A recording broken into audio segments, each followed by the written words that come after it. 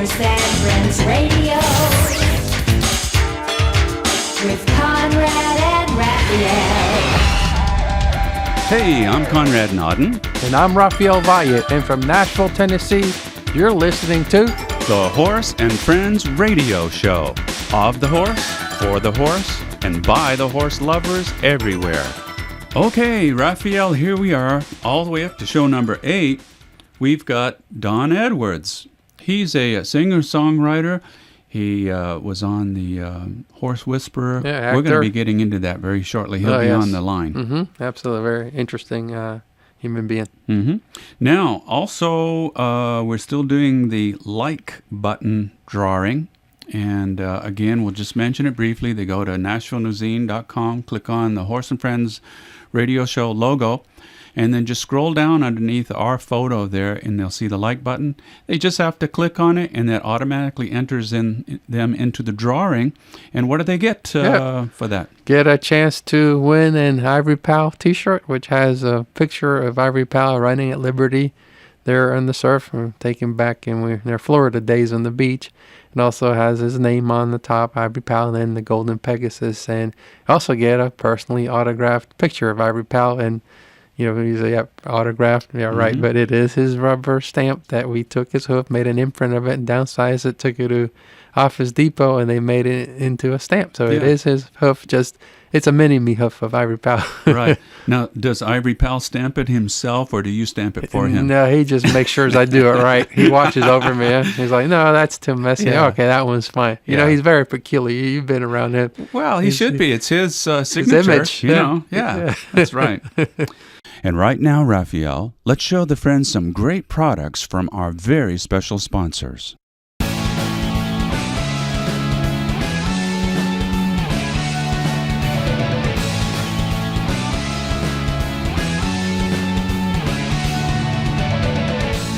This is Raphael, and I'm proud to say that we have been using Omega Horseshine on Ivory Pal and all of our horses since 2002.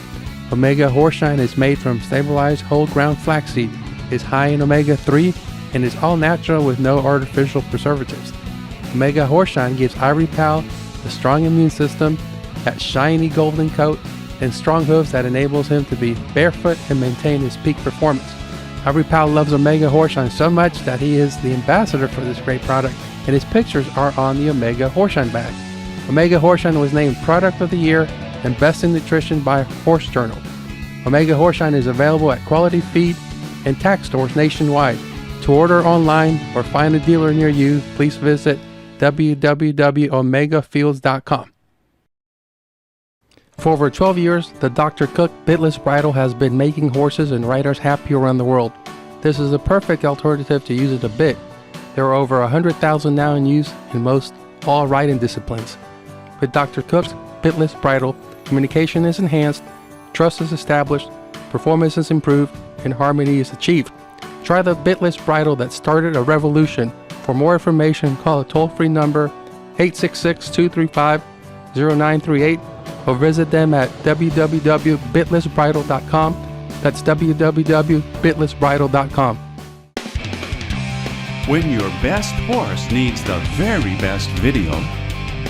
When your farm needs to look absolutely fabulous. When your special event needs multi-camera, professional coverage. When you need a theme-based movie. And of course, special effects. Then you need Malibu Video Productions, now in Nashville.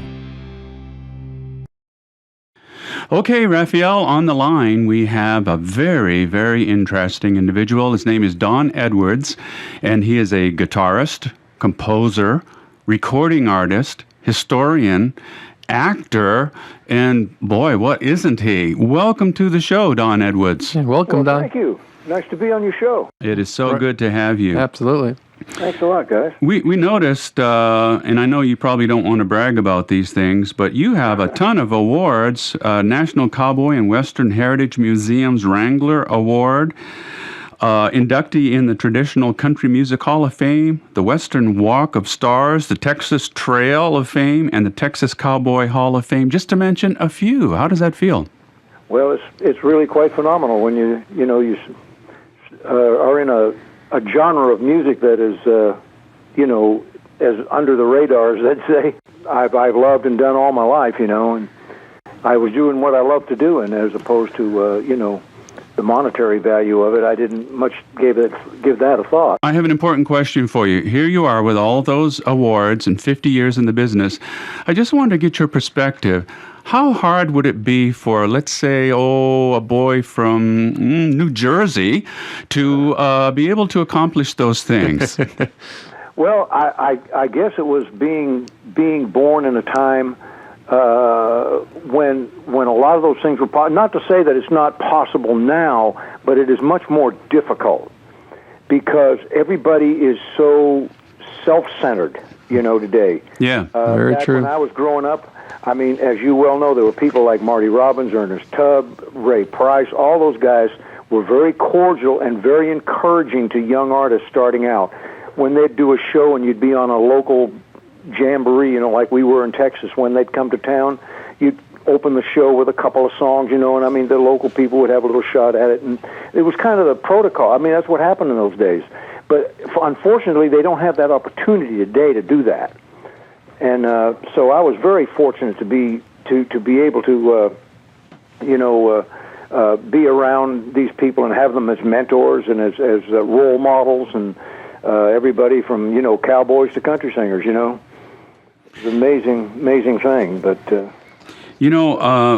of course, this is the Horse and Friends radio show, and I want to talk a lot about your music. But I also, just for a moment, wanted to insert some of your thoughts about Rebel. Your horse Rebel. What can you tell us about him? Well, they say that everybody has one great horse. Not that they haven't had others that were good, but most people that have been around horses and have either as a business or as for pleasure, they've had one horse that really was kind of more than they've ever had before or ever hope to later. And he was one of those horses. He was a Morgan.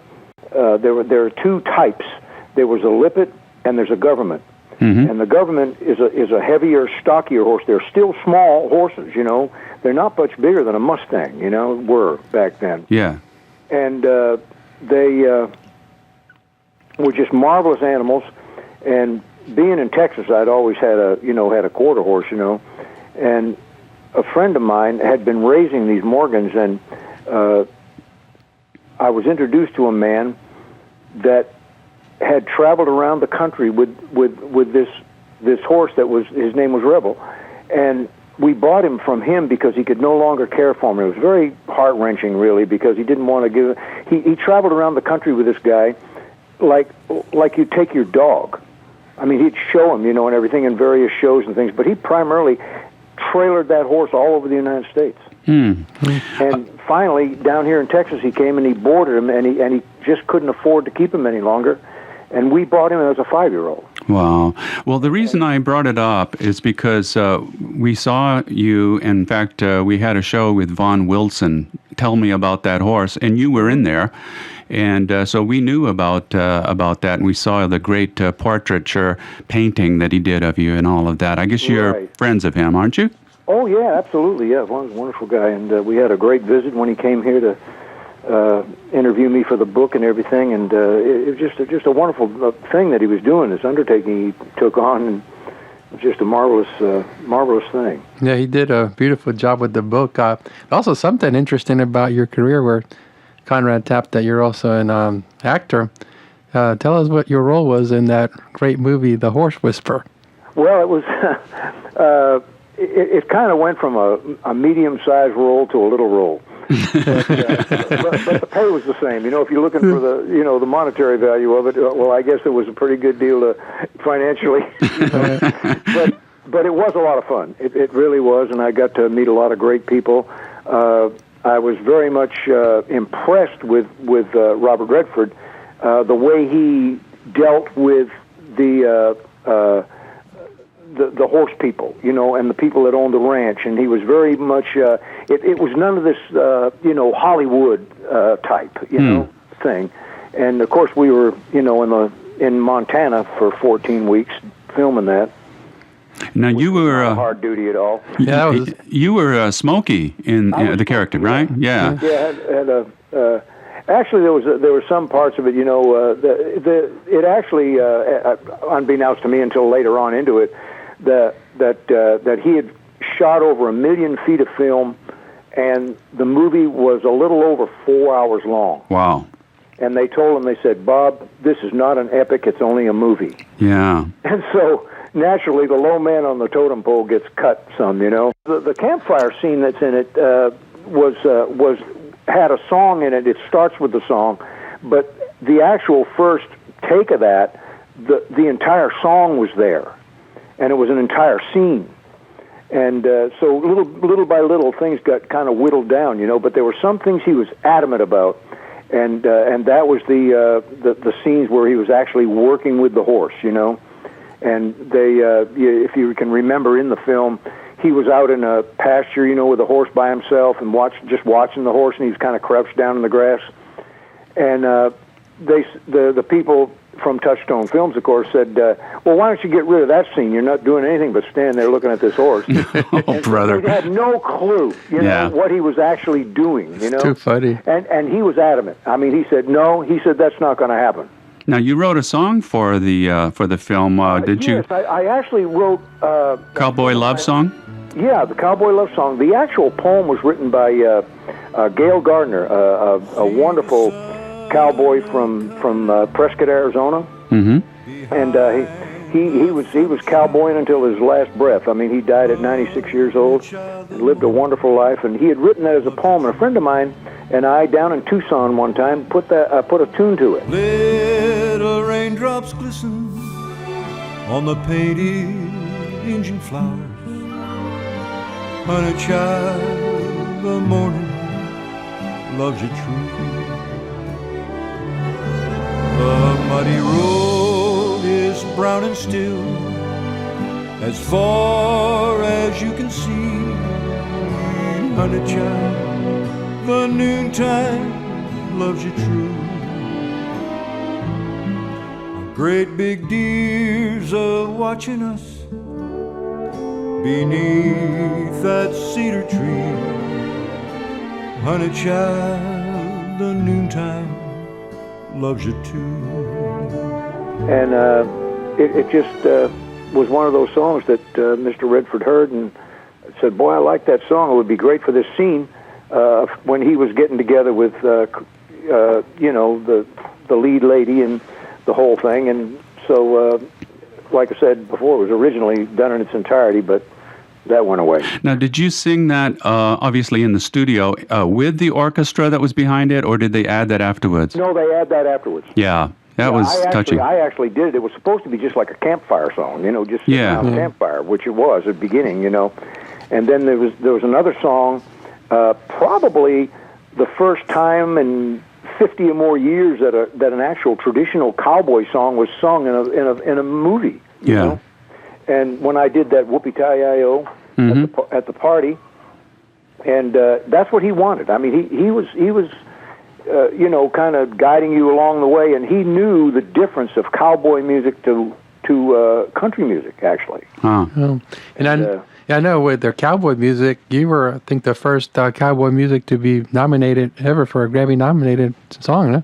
Yeah, that was amazing. Yeah. I mean, I never dreamed. I do accept the fact that, or any kind of anybody saying anything, I do accept all the responsibility for salting the band with the best that there is. Yeah. By Peter Rowan, Tony Rice, and Norman Blake, you know, being the gurus of the bluegrass and old-time music world. And we just happened to get together in Colorado and made that record. I had no idea it'd ever get that kind of recognition. That's really, it was something I was trying to prove. It was a thing about where to educate as well as entertain. That the cowboy music was the same as the old Appalachian music, except the words were different. And that was the difference of it. We mentioned you played Smokey in The Horse Whisperer. There is a Smokey that is still closer to you at home now, right? Oh, absolutely. Our little buddy, our little Australian Shepherd. Yeah, he's a hoot, I'll tell you what. Yeah, he's got like 100 fans on the Facebook thing. That's funny. They're smart dogs. It is. It's hilarious. Yeah. He travels wherever we go. We've had him since he was 8 weeks old. We got him from some rancher friends of ours up in Channing, Texas, and he's just been a joy after our other Australian shepherd passed away at the age of 15. And Wow.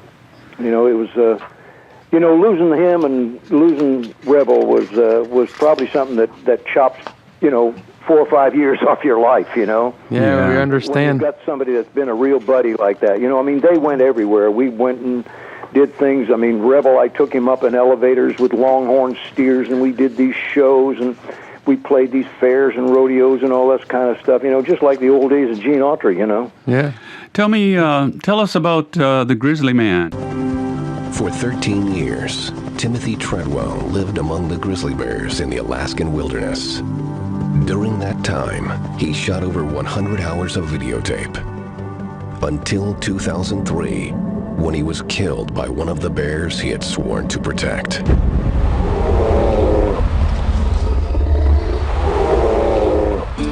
Well, I'm here with one of my favorite bears. It's Mr. Chocolate. Hi, Mr. Chocolate. He's been with me for over a decade, and he's been my good friend. Oh, he's a big bear. He's a big bear. A very big bear. Wow. When you spend a lot of time with bears day after day, there's a calling that makes you want to come in and spend more time in the world.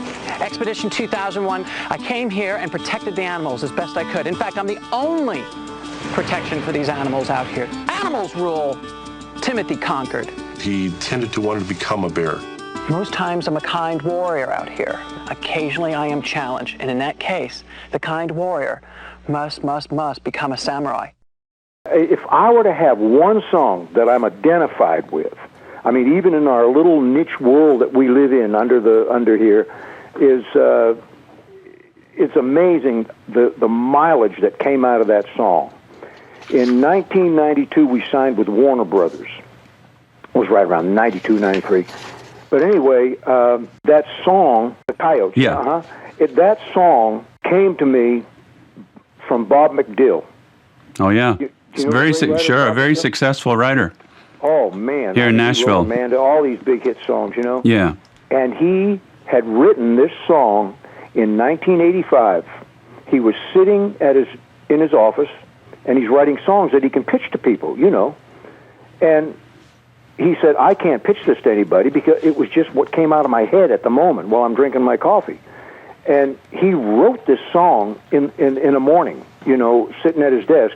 He put it in his drawer, closed the drawer, never thought about it again until we started recording with Warner Brothers. And he brought this song and said, well, here's a cowboy song. Maybe you guys would like this. And he played the cassette tape of it, and I just totally related to that. It was like it fell out of the sky from heaven, Wow. And subsequently, I've recorded it 2 or 3 times in different projects, But this Grizzly Man thing came along, and Werner Herzog was the film director in that, and so you never know where this even playing in a niche market like we do. The thing about it is you never know where your music's going to go, who's going to hear it, who's going to listen to it. Yeah. You never know who it is. Timothy Treadwell, it was his favorite song. He was, I believe he was from Malibu, and we were actually living in Malibu at the time, 2003 or somewhere around there. And he died from the grizzly bears actually killing him. It was awful. Yeah, we were living out there then. So we're going to play that song. We're going to play it now. Oh, okay.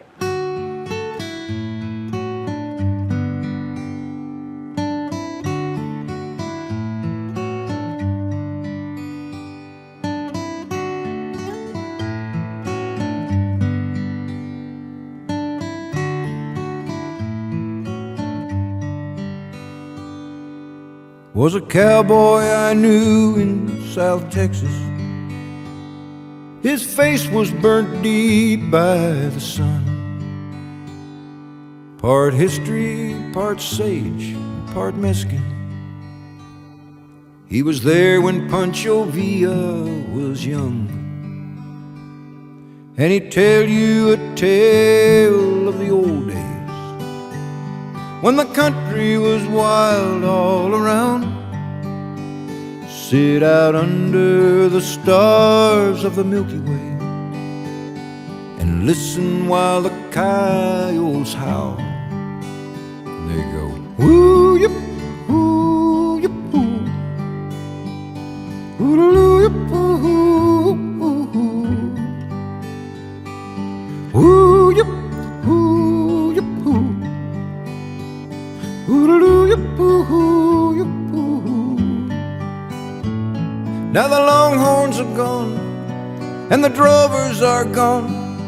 The Comanches are gone, and the outlaws are gone. Geronimo's gone, and Sam Bass is gone, and the lion is gone, and the red wolf is gone. Well, he cursed all the roads and the old men, and he cursed the automobile. Said this is no place for an hombre like I am, in this new world of asphalt and steel. Then he'd look off someplace in the distance at something only he could see. He'd say all that's left now of the old days, damned old coyotes and me. And they go, ooh yip, ooh yip, ooh, ooh yip, ooh, ooh yip, ooh yip, ooh yip, ooh.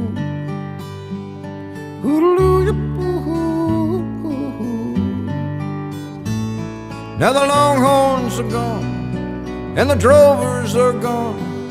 The Comanches are gone, the outlaws are gone. Now Cointreau's gone, Stan Wanty's gone, and the lion is gone, and the red wolf is gone.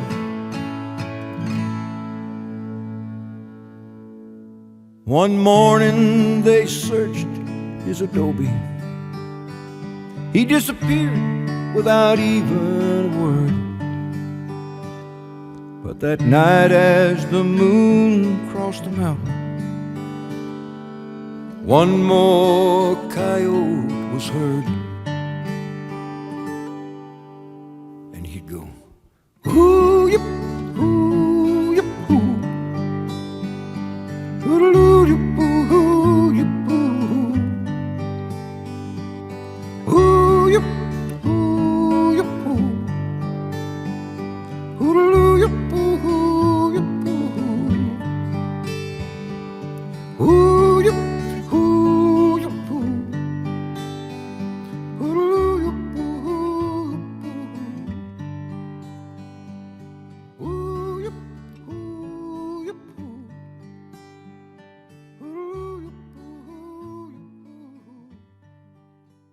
Also, I wanted to ask you about Kin to the Wind. I know that you had said that Marty Robbins, the singer, was influencing you throughout the years. I worked with him the last 4 years of his life, and he recorded one of my songs, and I play piano and trumpet in his band. But you wrote a whole album that is kind of dedicated to him in a way. In fact, one of the songs on there is Singing the Blues. Yeah. It was I just what I do is I have the same philosophy that Merle Haggard had. The record companies will tell you never do tribute records because they'll never sell. Mm-hmm. I said, I don't care if I sell them or not. You know what I mean? Yeah. I couldn't care less if it's sold. Yeah. I said, this man influenced my life. He influenced everything I ever did. I mean, from the cowboy world to the love of Gene Autry to this whole field. I felt this kinship to Marty. And I never got to know him really personable like I got to know some of my cowboy heroes, and even Marty's. I got to know Gene Autry. I got to know Roy Rogers. I made a record with Rex Allen, the last singing cowboy of the movies. But with this record, I said, well, no, I'm going to play tribute to Marty, because he was one of my very earliest influences, him and Gene Autry both. And come to find out that, Marty, of course, wrote, Gene Autry, My Hero. Right. And so I did a tribute album to Gene Autry, and I used that song as the title. You know, so I got all my bases covered. You know, because we both love Gene Autry. See, as probably Marty told you those stories, didn't he, Conrad? Yes, he did. Yeah, in fact, he did. In fact, what we're going to do, we're going to play just a little piece of Marty Robbins singing the blues, and then we're going to great song. Yeah, and then we're going to play yours back to back. Yeah. That's great. Well, there probably won't be no comparison there, but Well, you know, actually, a lot of people have said that you sound a lot like Marty Robbins when you sing some of the songs. He was such a huge influence, and it's really not. It's subliminal. It's not really a real like I trying to emulate somebody. You know, it just came out because of the way he sang, and I mean, it was just, and the way he loved those cowboy songs, and I mean, it was just, you know, it was just something. This kinship was just there. You know. Right. Well, I never felt more like singing the blues, 'cause I never thought I'd ever lose your love, dear. Why'd you do me this way? Well, I never felt more like crying all night, 'cause everything's wrong and nothing ain't right without you. You got me singing the blues.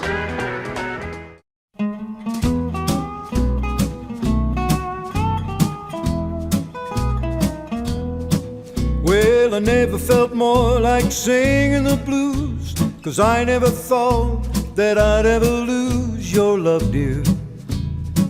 Why'd you do me this way? Well, I never felt more like crying all night, 'cause everything's wrong and nothing ain't right without you. You got me singing the blues.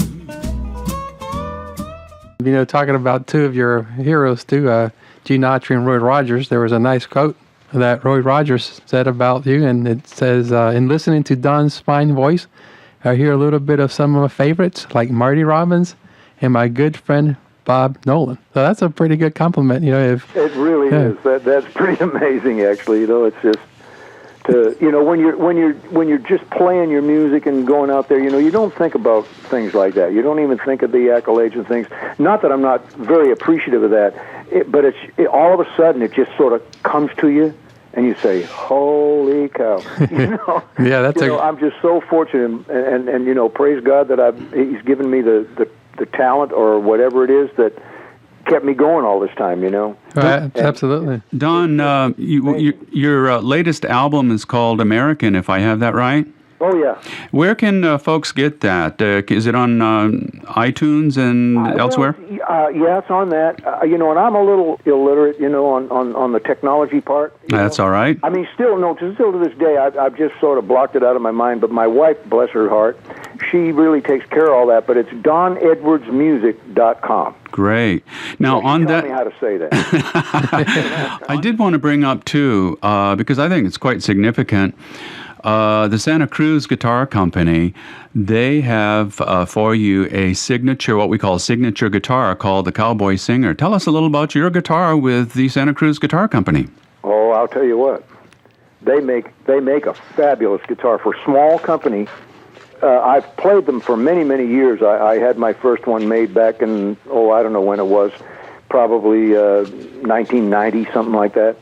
But I got talking to Richard Hoover, who was the owner and of Santa Cruz Guitar Company, and he said, you know, we'd like to do a signature guitar for you for your 50th year in the business. I said, what? You know, that'd be very cool. You know? Yeah, very cool. Yeah. You know, have my name on a guitar, you know. Sure. So I chose this guitar, and it was amazing. This thing got all these accolades from the big industry shows, you know, like NAMM, you know, that big NAMM show in Anaheim, California. It got the pick of the day for the opening day of the NAMM show. 100,000 guitars, and my little guitar got the award, you know. Wow. All right. It was amazing, and it is just one. I like to call it just a soft mouth, easy riding horse of a guitar. You know? I like that description. I understand it. One other thing that was great is for Gene Autry's 90th birthday, you actually were able to play for him. Oh, it was fabulous, you know. And you want to know something about? I played the Golden Boot Award just about a year before that, and in California, you know, the big Golden Boot Awards they get for Western movies and things. And Gene was there, and they asked me. They knew he was going to be there. He said, you know, and so they asked me if I would sing a song for Mr. Autry, you know, and I said, oh, man, I would be honored, you know. So I sang my hero, Gene Autry. Yeah. Oh, that's a great honor. Yeah, and I mean, it was just amazing to be up on the stage, and there he is sitting down there, you know. Well, I get through the song, and he stands up, and he motions to me to come down there where he's sitting. And I went down where he and his wife and some folks from the Autry Museum were there. And you know, the first thing he said, he says, I really appreciate that song.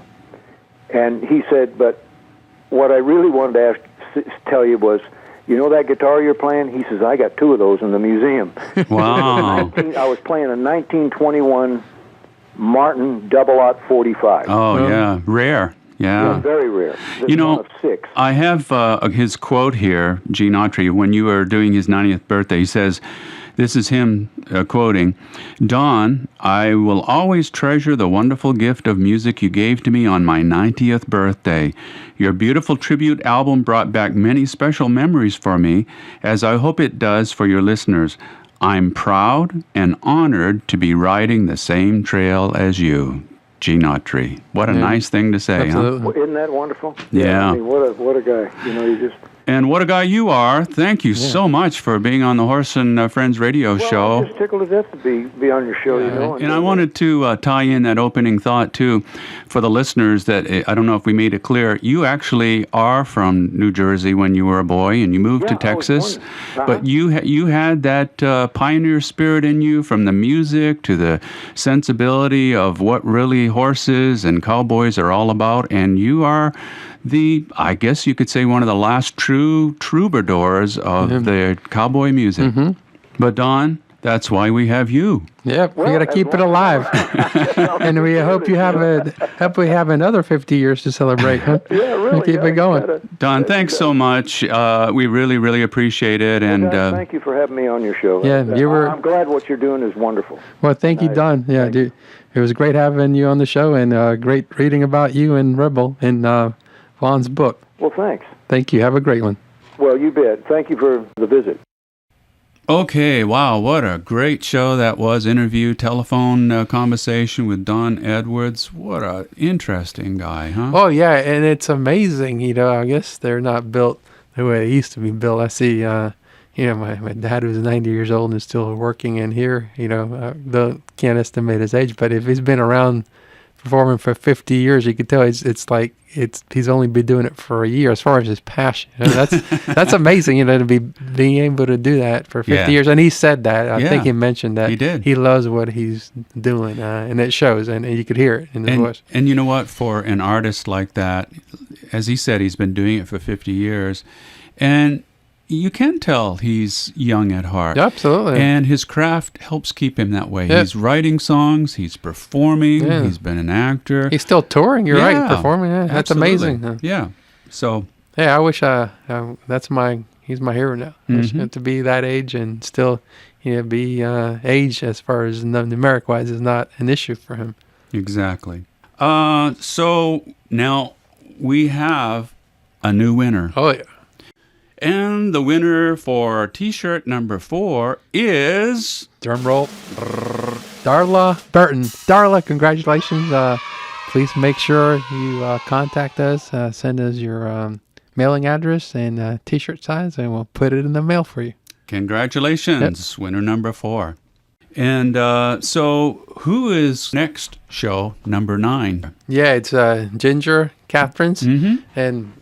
most of you may not recognize the name, but you probably recognize her face because she is the individual that's been pushing Cloud, the Palomino Mustang Stallion. So Ginger has, brought Cloud into our homes, and we have, cheering him on. And actually, if it wasn't for Ginger, kind of embracing Cloud and bringing him through the, writing the books and having him on PBS and everything, he may not be a wild Mustang anymore. In fact, she formed the Cloud Foundation in order to do that. She's on our next show, number 9, so we're looking forward to that. Yeah, that'll be very interesting. Well, there we have it, show number 8, another successful show. So, folks, thanks for tuning in, as they say, and be sure to be watching for our next episode coming soon. Until then, happy trails, everybody. Hey, Raphael, I bet you can't do this. Horse